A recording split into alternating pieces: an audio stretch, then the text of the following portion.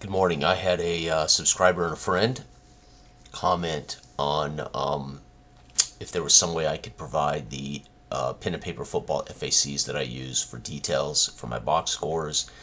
And I could not find the old files, but I decided today to go ahead and put together a file of all 60 cards.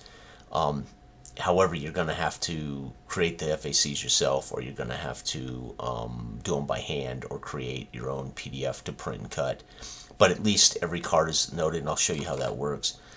So there's 60 cards, and this is what's on the face of the card. So at the very top of the card, I have why a team was shut out in a quarter. So remember, the league play for pen and paper football is score by quarter. So your team is either going to score 0, 3, 6, 10, 12, 4, whatever.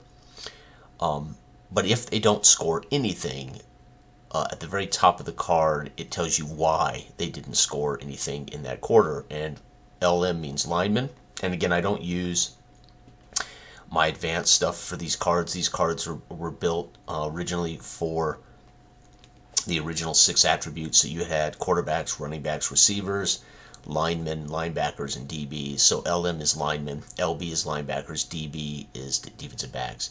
Of course, quarterbacks, wide receivers, and RBs will show up in touchdowns, etc. So let's say you've created your cards, you shuffle. And so what I did was I took index cards, heavy-duty index cards, normal size. I cut them in half, and I take 30 cards, cut them in half, make 60. And then I jot at the very top why they didn't score, and then right in the middle of the card would be the touchdown reference, and at the very bottom of the card is a number. That's how long the field goal was good from. All right, so to give you an example, let's say I shuffle the cards and Denver is shut out in the first quarter. I flip a card. Let's say it's 17. Defensive back gets a sacked. Linebacker would recover a fumble recovery. So they had a basically you would now have a defensive back that recorded a sack, and you would have a linebacker that recovered a fumble. And you could put those in your box score, and you can decide which of your DBs, which of your linebackers if you're doing rosters. And that would explain why they were shut out in that quarter. They were at some point driving. There was a big defensive. They blitzed the DB, sacked the quarterback, linebacker recovered it, and that somehow led to Denver not being able to score points in that quarter. So let's say the next roll for Oakland, I roll a touchdown, 7 points. I flip the card. Let's say it's the 29th card, and in the middle of the card it says pass to the wide receiver for 11. So it's a touchdown pass to one of my wideouts, or it could be tight end.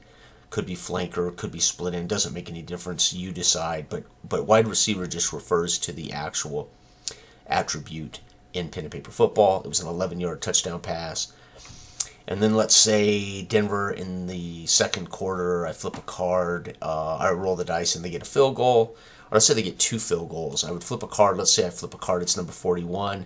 They made a field goal from 57. I flip another card, let's say it's number 20, it's number 31, 58. So they made a 57 and a 58-yard field goal in the second quarter. So their place kicker booming, big kicks. But that's how it works. So this is what I do. I literally buy the heavy-duty, normal-sized index cards. I fold one in half so it's balanced. I use that one and I cut 30 cards. That'll give me 60 cards, and then I, with pencil or pen, whatever, I jot at the very top of the card why a team would be shut out. In the middle of the card is the details of how a touchdown is scored. And again, if you have a team that scores 21 points in a quarter, then you're going to flip 3 cards to see all 3 touchdowns, right? And then, of course, if they score, 10, 3, 6, whatever, you would want to flip for every field goal in that quarter to see what the distance is. So anyway, I've put this up. It is available completely free. It is